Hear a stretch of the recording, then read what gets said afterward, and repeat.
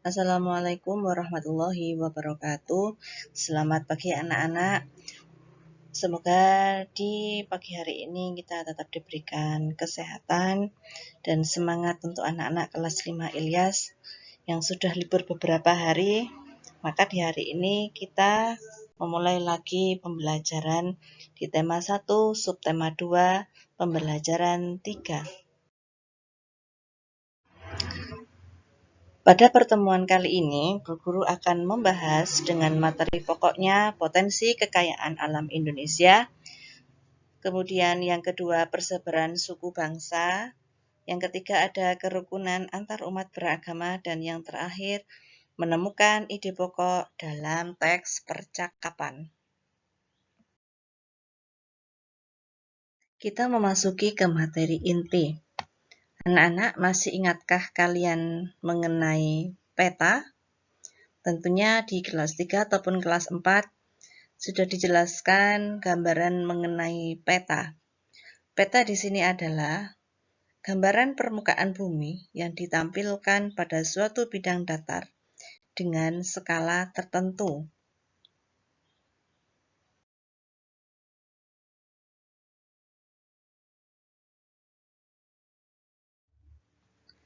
Sebelum kita mengenal peta lebih jauh, maka anak-anak harus mengetahui macam-macam peta.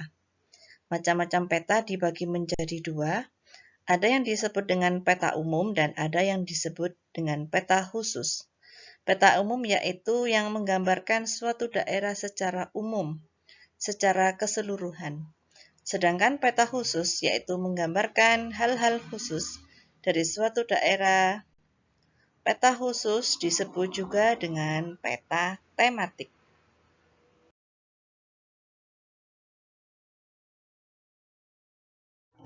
Sesuai dengan pengertiannya, contoh peta umum, ini Bu Guru ambil peta dari daerah Kabupaten Banyuwangi. Jadi keseluruhan mulai dari ujung barat hingga di ujung timur masuk di Kabupaten Banyuwangi akan tergambar di peta tersebut. Sedangkan contoh peta tematik itu Bu Guru mengambil dari contoh peta tematik dengan kepadatan penduduk Indonesia menurut provinsi pada tahun 2010. Dengan salah satu potensi terbesar bangsa Indonesia adalah jumlah penduduknya yang besar dan harus diimbangi dengan kualitas yang baik.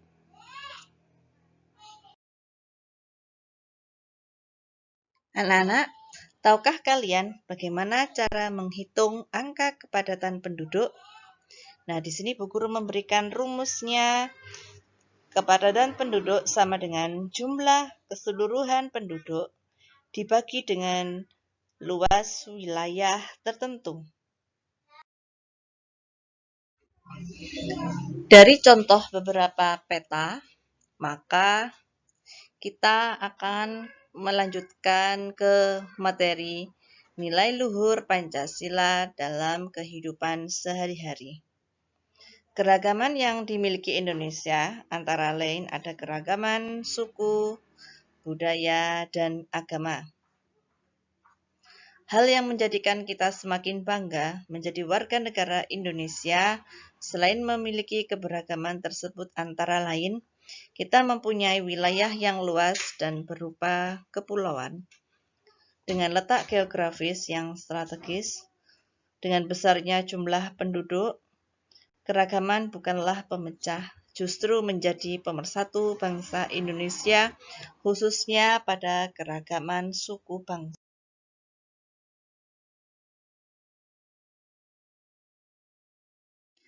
Dari beberapa macam keragaman di Indonesia, saatnya anak-anak kita mengenal suku bangsa yang ada di Indonesia.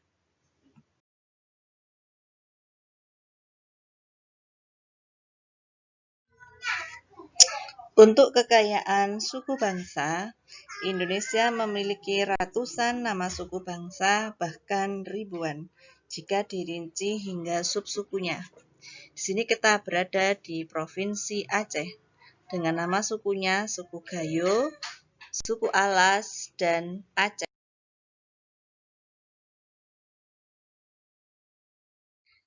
Dilanjutkan kita berada di Provinsi Sumatera Barat dengan nama sukunya suku Mentawai, suku Minangkabau, suku Kubu, Sakai, dan Kerinci.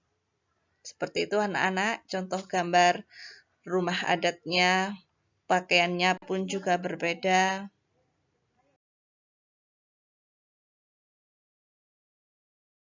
Saatnya kita tiba di pulau kita, yaitu Pulau Jawa.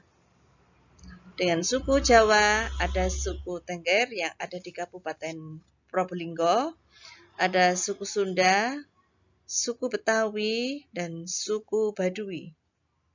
Kalau di masyarakat Banyuwangi itu ada namanya suku Using, mestinya anak-anak sudah mengetahuinya. Kita menyeberang kembali di Provinsi Kalimantan dengan pakaian adatnya seperti yang ada pada gambar, dengan suku Kutai, suku Dayak, dan suku Banjar. Dilanjutkan ke Provinsi Sulawesi dengan suku Bugis, Mandar, dan Toraja. Setelah kita berkeliling-keliling dari Provinsi Aceh, sampai tiba yang terakhir di Provinsi Papua. Dengan pakaian adatnya yang seperti itu, dengan sukunya suku Asmat, suku Dani, dan Arfa. Setelah kita mempelajari keragaman suku bangsa, maka saatnya kita mempelajari keanekaragaman agama. Di Indonesia, ada 6 agama yang diakui oleh pemerintah, yaitu di antaranya agama Islam, Kristen, Katolik, Buddha, Hindu, dan Konghucu. Untuk mendukung kerukunan antar umat beragama, supaya saling rukun, saling toleransi, pemerintah memperkenalkan yang disebut dengan Tri Kerukunan Beragama dengan yang berisi 1. Kerukunan intern umat beragama, kerukunan antar umat beragama, yang ketiga ada kerukunan antar umat beragama dengan pemerintah.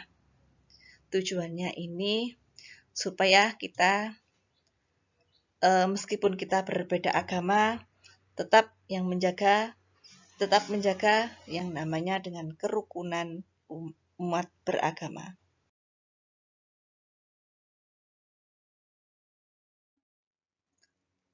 Setelah mempelajari berbagai macam keanekaragaman yang ada di Indonesia, maka kita akan mempelajari dengan menemukan ide pokok dalam teks percakapan.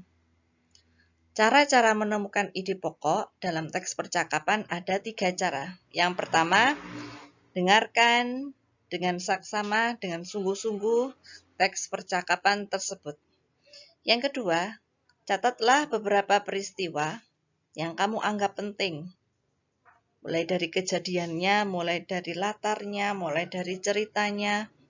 Yang ketiga, tentukan yang menjadi kalimat utama yang menjadi pokok permasalahan. Contoh di sini adalah Benu, percakapan Benu dan Pak Guru. Maaf, Pak, hari ini saya terlambat. Benu berkata. Pak Guru menjawab, sudah sekian kalinya kamu terlambat. Apa alasan kamu terlambat hari ini? Benu menjawab, saya bangun kesiangan tadi pagi, Pak. Dari kutipan percakapan di atas, maka ditemukan dengan ide pokok adalah Benu terlambat datang ke sekolah.